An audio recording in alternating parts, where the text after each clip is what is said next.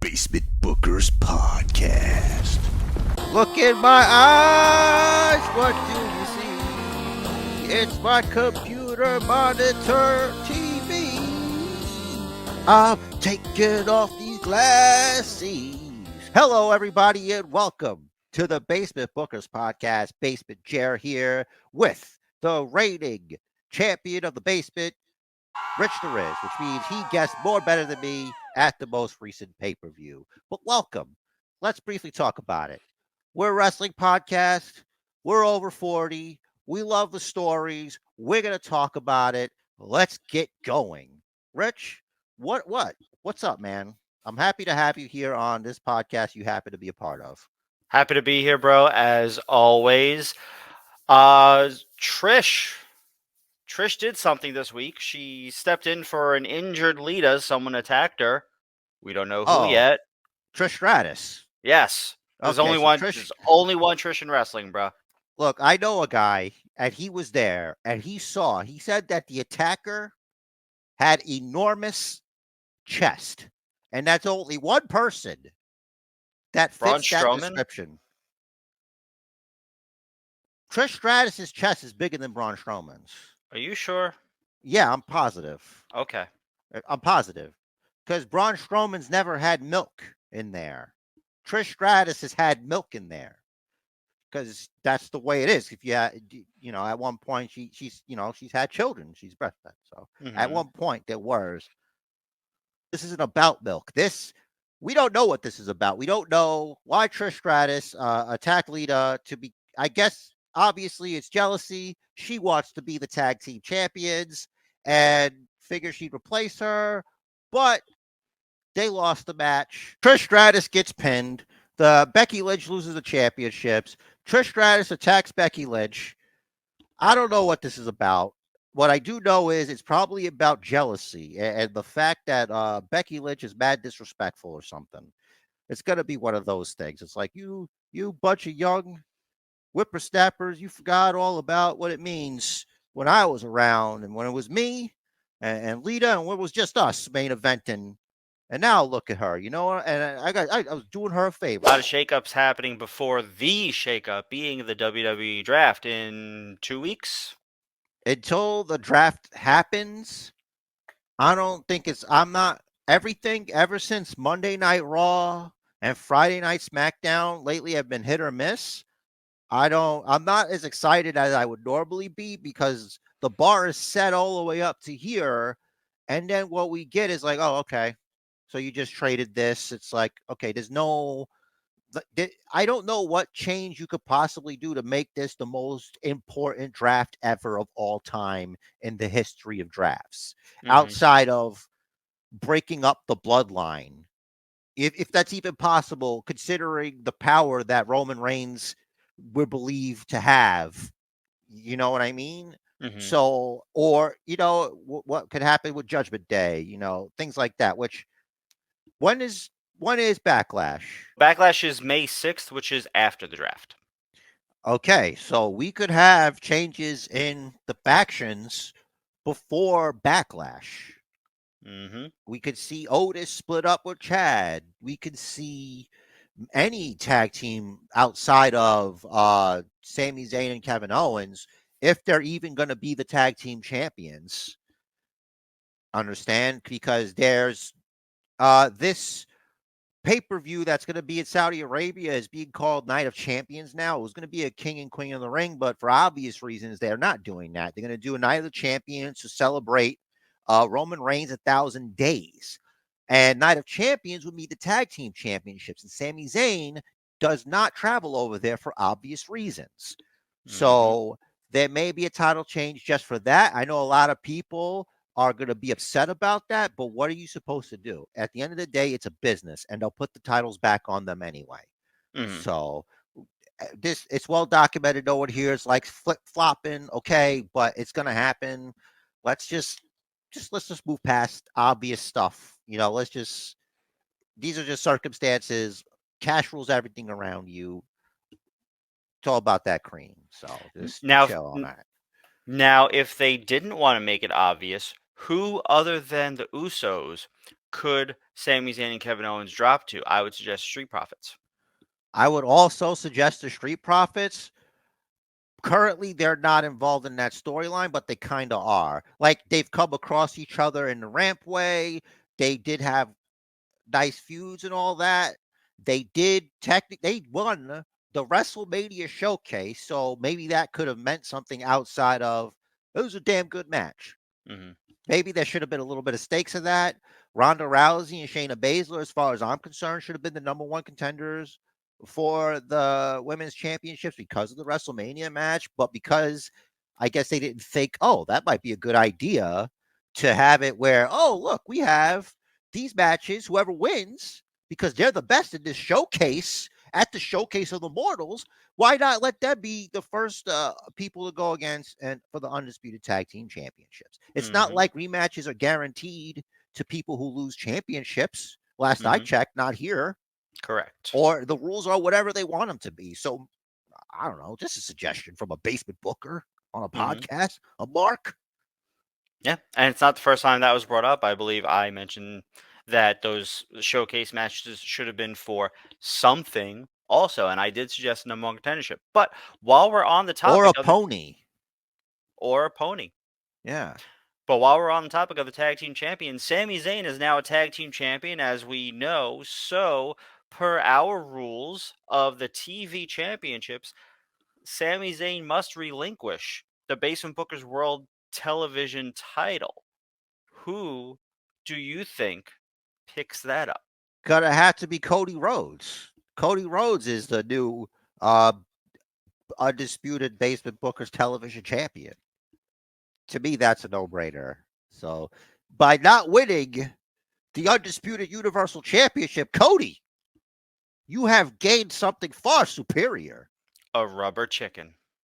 No, the undisputed Basement Bookers television championship. Keep up. Yes, that too. Jeez. I'm swimming upstream and I can't swim. All right.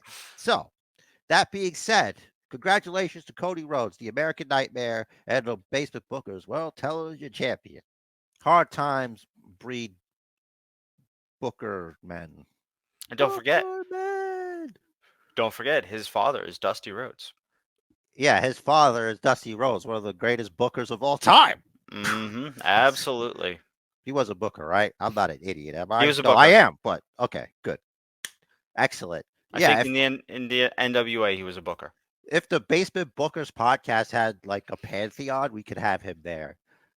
Just Dusty with his cowboy boots and he's got his hat. My favorite is what he wears on the Hard Times promo. He's got like the blazer and the button down and the tie is his jeans. Dusty's gonna Dusty. Word up. But you know who's not gonna Dusty? Cody Rhodes, who is it. He said that he am it. That's a quote. It's not really a quote, but great promo again, proving why he's still in this. He's laid down the gauntlet. He has challenged the Beast incarnate, Brock Lesnar, the Beast of both worlds, to a match at what he said, and people lost their minds on Twitter. It's amazing. You can't just slip up. Or he said WrestleMania Backlash. Like, remember when they did that last year? And they're like, oh, are they doing that again? It's so dumb. I didn't think it was that dumb. It's kind of silly. But, you know, settle down. Still a good promo. He still, imagine Basement Bookers podcast listener. You are a professional wrestler and you are in the middle of a ring and you are challenging Brock Lesnar to a wrestling match in Puerto Rico at Backlash. Are you going to keep your nerves straight? All these things flowing through your body? You know, maybe he was in his head. Like, you never had that happen to you. Some of us live in our heads. So it's okay, man. But yeah, people lost it. I don't know if you caught that or if I'm just talking crazy, but I spent a lot of time on Twitter. I didn't catch people losing their minds over it. I feel like there are more important things, but I guess they've been on Cody because the rubber chicken was quite a memeable moment, as we've seen.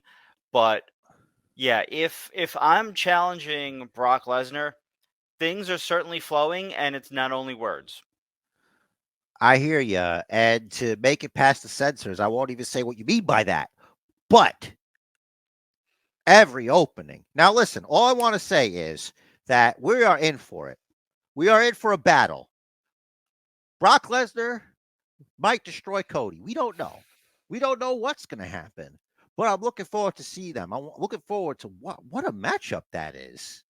Are we going to, what kind of match are we getting here? Are we getting a Brock Lesnar match? Are we getting a Cody Rhodes match? We're probably getting a Brock Lesnar match because Brock Lesnar do what he won't do. It's like if he don't, all right, I don't know anything. I don't know anything. I'm not behind the scenes, but if he's probably Vince's like, listen, this is what we need. You think you can make this happen? He's like, all right, I know what to do, and we just do it that way. Unless they give him instructions, they're like, all right, we'll do it that way. And I guess it depends. But the way from our interviews I hear and stuff, it's like Brock's going to do what he's going to do if he's like not like your senior. You know what I'm saying? If he's like the senior guy, unless he's like in there with the Undertaker, in which case it's the Undertaker. Then again, we still don't know. Paul Heyman has it in the head of every professional wrestling fan. Was it actually intentional, or did Brock Lesnar break the streak because Brock Lesnar wanted to break the streak? We don't know. We don't know. You call me a mark. That's what I am. I'm on the Space Bookers podcast. I'm 40. I'm still talking about wrestling. So 9 years, baby. What do you want me to do? But it could be. It could not be. But ask yourself, if Brock Lesnar didn't want to, he wouldn't have to. He's Brock Lesnar. There's just people that are Brock Lesnar's, and then there's not Brock Lesnar's. He's the alpha male of our species. It's like one guy. Mm-hmm. Like what would Vince do? Fire him and then rehire him in another year or two with an extra 0 at the end? As far as I'm concerned, he's like on retainer not to sign with AEW. And they've only recently decided Goldberg's not worth to keep on retainer to keep from AEW. Or they could have like some kind of Legends deal or something or whatever if they want to, but that's neither here nor there. That's like a whole nother episode of speculations. So we'll just throw that on the back burner. I'll flip it backwards if you feel what I'm saying. Yeah, and I'm gonna speak for myself here. It's well known. I am not an AEW hater. I watch it. I like the product. Of course, both products have room to improve, but I do not see Brock Lesnar or Goldberg ever going to AEW. I just don't. I would love to see Goldberg wrestle Sting. I want to see your head explode in real time. Could you imagine? We'd have to film it. I'm It's surprised. well documented. I'm surprised you didn't go for the triple threat with Christian.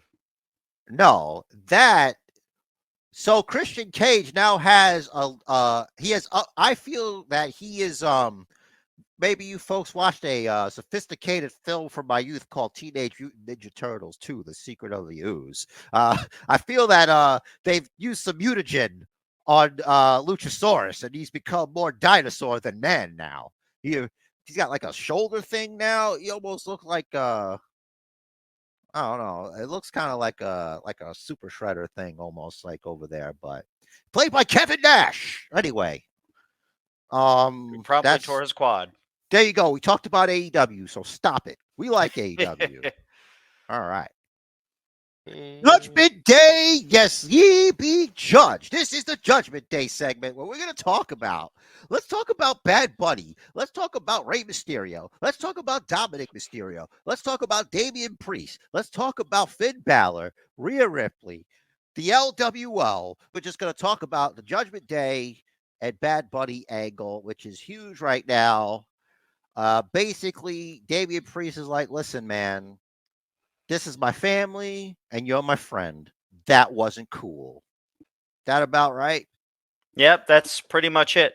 One thing that is related to this is the LWO And, because Rey Mysterio has been feuding, obviously, with Dom, as we know, and everything. But now I know Rey has had Legado del Fantasma in his corner for a while now with this, but I feel like them just renaming themselves collectively as the LWO was kind of just sudden, and it didn't really mean anything. It was backstage. He was just handing out T-shirts. Hey, this is us now, and it was like it doesn't seem to have meant anything. In fact, when Finn Balor had a match this week, no, Damian Priest had a match against Santos Escobar, and Ray wasn't even ringside. Ray came out later. Yeah, to So make the save to get the pop because they were attacking him afterwards. right, but if you coming out to get the pop, are you part of the faction or are you still just like an affiliate? Hey, I don't book this, but if you're in a faction, you should really be down there because that's how the actually good factions function. And we were talking about how I was LWO to me was just a copy of a copy of a copy when it comes to factions. And talking about this and realizing how s- silly I am for not even thinking with my capitalist brain because Backlash is in Puerto Rico. They want an arena full of LWO t-shirts. They want to sell LWO t-shirts because Legado Fantasma is already a faction. If Mhm. anything, it should have been like Ray, you're in because you're a legend. You're with me here. It's a partnership. We're together on this. This isn't like a Andrade and AEW situation. What they were doing. This is a mutual, like a respect thing. But they want to sell T-shirts. It's about the market. That's the way it's always been. So I've since realized the error of my ways of not thinking cash rules everything around me. It's cream. It's cream. That's right. And did you notice, speaking of capitalism, that there are two versions of the LWO shirt? There's the one with the Mexican colors and the one with the red, white, and blue for Puerto Rico. That's smart. So there you go. They want Hmm. to fill that arena up, and I can't blame them. That you got to think optics and filling up that wallet, and it's like, oh, you got one, I got one. It's even cool where it's like solidarity. It's unifying. It's really cool. I like that about wrestling shirts. So there we go. We figured it out right here on the Basement Bookers podcast. Yeah, so there's Um, even an opportunity for a third version because Joaquin Wild is of Filipino descent. Didn't even talk about Bad Bunny. Look, he's apparently he's got like injuries or something, storyline injuries, his shoulder. So, get well soon. People care. I care. I would love to see if he's gotten even better from what he did before. So, Mhm. yeah. Yeah, the storyline injury is a separated shoulder. I mean, duct tape will just right there. I think they call it kinesio tape in wrestling. Yeah, I mean, it's just black duct tape. I don't know what you're Kind of. talking about because I have that in the house, so it's the same thing. I never tried the kinesio tape, so I don't know. But I believe you. Oh, yeah, you should. Bloodline. We had some progression, as we typically do, or at least some illusions, but amid all of that was the return of Matt Riddle. We saw him run out to make the save on Raw, which actually was a little legit because there were travel delays. So he actually That's was right. delayed. Right. That's Which is this episode. it is, which is Ugh. why Raw kind of wasn't so great because up to a third of the talent that was scheduled got delayed. So it Flight was like delays. a Vince Raw with the chaos sometimes, but without Vince. Right. It was sort of just like a naturally occurring bit of chaos. That happens sometimes. And expect more in the future. You know? Hope not. Yeah, I know. Me too, man. Weather and stuff like that. Things, planes. Hmm. Weird. There was a backstage segment on SmackDown where Sami Zayn was talking to Riddle, and then Kevin Owens made his points, and then Riddle replied, and I have to be honest. This is the best promo I've ever heard from Matt Riddle. I don't know if it's due to his, now thankful sobriety, or if it's just because this is the first time that we're actually seeing him in a more serious role on TV, where it felt so much more genuine and it connected, it landed, it felt good. I enjoyed this promo from Riddle, where he tells Kevin Owens he can't control how the Bloodline want to put him on the shelf, but he can control how prepared he is for the match and how much pain he inflicts on Solo Sikoa for the 118 days that he put him out for. Hmm. So I thought very well done. Riddle fell victim to over simplification. What I want him to do on Monday Night Raw, I want Riddle to go out there and final flash Kevin Owens or something, and then Sami Zayn, and then Solo Sikoa, and then the Usos, and then like how Stone Cold would just, or like if like HBK is like super kicking people, I don't care, something like that, just to because he was left laying after getting Samoan spiked by the guy who took him out in the first place. So if he's supposed to be like lethal bro over here, which makes sense, the last time you see him, he wins a fight pit match against Seth Rollins, and then he disappears because of what happened to him. And we got nothing from that. There's no follow up. The only follow up is him out taking care of the demon problem. So.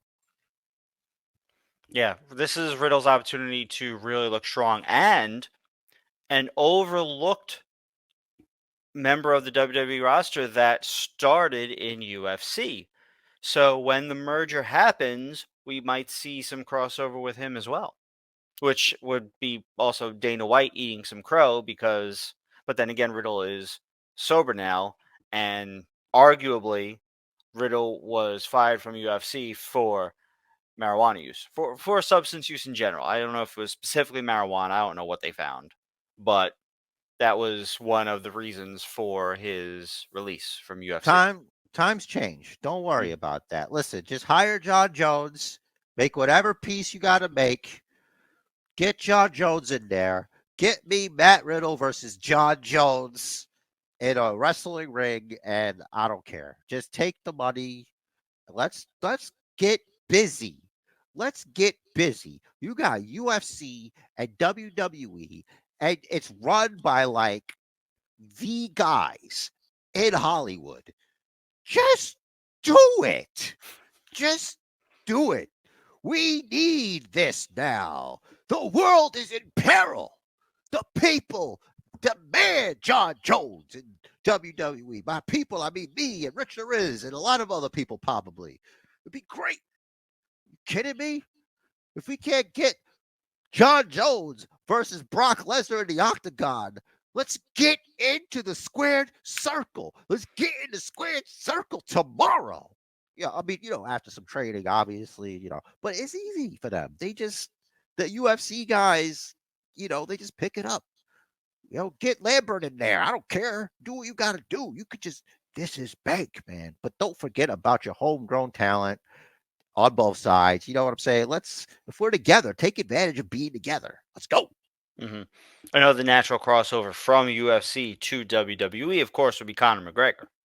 Well, yeah, we spoke. That's right. We did talk about him last week, and it still stands. As obviously, these are characters. People that are characters should be used, and they, age might play a factor, but what about star power? Nobody cares about your age if you're, a superstar and you want to see such cool stuff.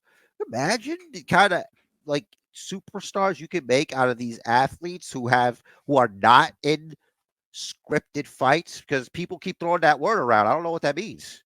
Are you telling me wrestling scripted? That sounds like fake news. It sounds like fake news to me.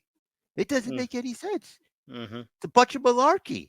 So, anyway. And this opens up the door for WWE to sort of be a pre-retirement for some UFC fighters that are about to age out, or even some guys that and women that just general guys that maybe they're not doing as well as they thought. Maybe they don't have as great of a record, and they can just go over to WWE and do that instead. Let Vince take a look at your heavyweight division. He's gonna lose his mind. Mm-hmm. The chair. It's gonna be. Just let him look, and you could shape them. They've got the looks and the size, and it's like you just got to put the creative in there, and then who knows what could happen. And back to the bloodline stuff, the main event of SmackDown. Before the main event, I should say, Paul Heyman had some interesting words and visual cues. This was in the ring. This wasn't even backstage. Mm-hmm. This was right before the match. Yep, the in-ring segment. He guarantees that Kevin Owens and Sami Zayn will lose the tag titles because Roman Reigns is losing patience with, quote, the two of you. But he's standing behind the Usos, and he is clearly looking at the Usos and not Kevin Owens and Sami Zayn when he says that part. Was Solo Sikoa also looking at the Usos? Ooh, that is a good question. We should rewatch. All right. Should we pull it up? That's right. So yeah, Solo wasn't looking at them. So maybe his mind, because it looked like, just like Sami said, that Solo might have taken Jay out. It looked like he would have taken Jay out if he had to. Yep. But speaking of Solo, earlier in the show, we saw Paul Heyman trying to hype Solo up for the match and everything. And he says he insulted the Usos. He insulted Alpha and Sika and Rikishi. And Solo stops him and just says, "Tell the tribal chief, I got this." And it makes you wonder, did he just want Heyman to shut up? Or is he seeing through the obvious, to us, the viewers at least, manipulation? I don't know if it's that, or it's like Solo doesn't like to talk. So I don't imagine he likes that people talk too much. You know what I mean? If that makes any sense. Mm-hmm. So that's what I think. It could. I mean, you might very well be correct on this, but I think sometimes people talk too much. Like, I'm trying to focus. I know what I'm gonna do. I know what I can do. I don't need to be gassed up by you. I don't need a pep talk because I do what I do. Mm-hmm. So it could be that. But one thing we've seen in this storyline is they'll plant a seed, let it grow, but not come back to it until it's already like a full-grown tree. Yeah. Look, I'm in a cave. All right. That's why I don't have bright lights like you. You have the sun, but I don't. I'm in a cave. Just so we're clear. Mm-hmm. All right. I'm in a cave. I could send you something. Solo's coming after me, which is why I know he doesn't need a pep talk, is the point. Just don't tell him where I am. He won't hear it from me. All right. Hopefully he doesn't find this podcast. Mm-hmm. It'd be a shame if somebody sent this to Solo Sikoa. Please don't. Yeah, definitely don't share this.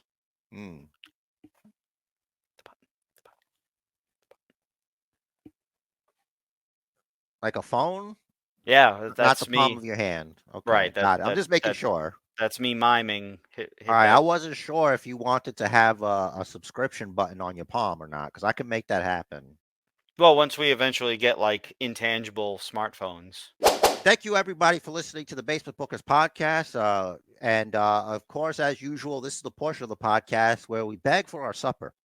And it says here that a lot of you check out the channel, which is awesome, are not subscribed.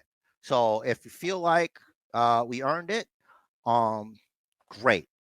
If not, I'm sure your favorite YouTuber would love that. So give it to them, give them a like, hook them up, let them make more stuff. We need more good stuff. I like this podcast. I love doing this. So if you think that that's, Hey, and if this episode wasn't for you, guess what? There's a pretty good episode right before it and before that. So, because there's different things for everybody. So we'll be back. Next week's episode is going to be a very special episode. You definitely don't want to miss that, especially if you want to laugh at people and mock them, and especially if it's just us. So you're not going to want to miss it.